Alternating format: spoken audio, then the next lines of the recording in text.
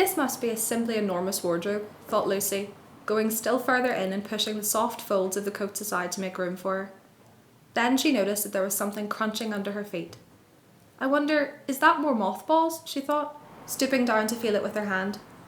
But instead of feeling the hard, smooth wood of the floor of the wardrobe, she felt something soft and powdery and extremely cold. This is very queer, she said, and went a step or two further. Next moment, she found that what was rubbing against her face and hands was no longer soft fur, but something hard and rough and even prickly. Why, it's just like branches of trees, exclaimed Lucy.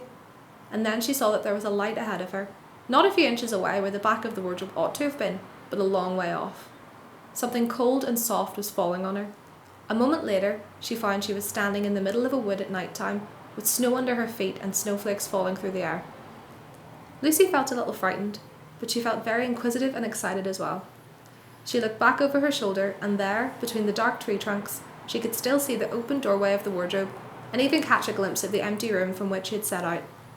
She had, of course, left the door open, for she knew that it's a very silly thing to shut oneself into a wardrobe. It seemed to be still daylight there. I can always get back if anything goes wrong, thought Lucy.